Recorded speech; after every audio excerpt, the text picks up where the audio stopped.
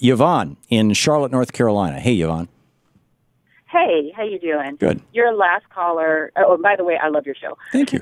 Your last caller really encapsulated a lot of what I was going to say, but I was a little disappointed towards the end listening to your conversation when you said maybe it was a mental health issue. That smacks, again, of white privilege. Right. It is not a mental health condition with this woman. She chose to do this. Right. And as your last caller said, she played upon something that is not talked about enough within the black community, light skin, dark skin. And people always put it in the black community as light skin versus dark skin, which is ridiculous. And speaking as a light-skinned Negro, I know that that privilege exists. Right. It's ridiculous. And I know also, too, as a light-skinned black woman, that if I'm called out or asked about my blackness, I get offended. So it's sort of like you're damned if you do, you're damned if you don't. Yeah. So people won't question you, you know, like she said, they won't ask who are your people, where are you from, things that would quickly identify you and identify your credibility, you know, when you're fair-skinned, because, you know, we're kind of taught that race is, even within the black community, is this thing we don't talk about. It's the elephant in the room that we don't talk about.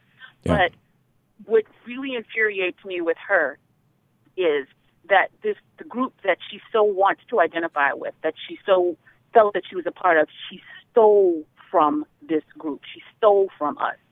She stole scarce opportunities that were set aside for black women. Well, do we know that? Because, you know, yes, she went to Howard University, but a lot of white people do, and it looks like she entered Howard University as a white person. She didn't get a scholarship as a black person, although I may be wrong. The last thing I read, it was she entered as a black person. Oh, she did? On her application. Okay. That's the last thing I read. See, that's a crime.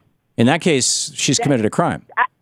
I agree with you. My issue, and with the NAACP, my issue is not her being a part of the NAACP issue.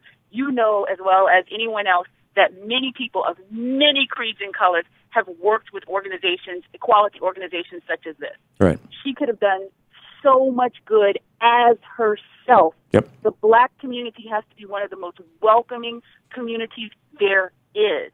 Yep. Even now, people within the black community are making excuses for her, willing to forgive something to me that is very unforgivable. That is how open and tolerant we can be to those people we perceive as being friends. Right. Okay. When she was a kid, she had two brothers, adopted brothers, who were black. And what if that, you know, being the white girl at school as a kid with two black brothers caused her to be ostracized by the white people. And so she hung out with her brothers, with the black people, and that began the process of saying, okay, this is a community that at least accepts me. I want to be part of this community. Does that make any sense to you? It does, and I don't have a problem with that. I have a lot of white friends who've grown up. I'm from New Orleans, one of the most racially mixed places you're ever going to go to in your life, right?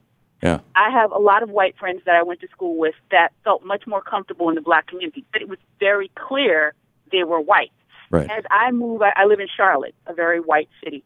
I work with white people, I work with Indian people, I work with people of different backgrounds, but I am very clear and very proud of who I am and where I came from. There you go. So there's no ambiguity about that. Right. That was upon her to be clear and proud. So her crime in your eyes was trying to pass as black, basically.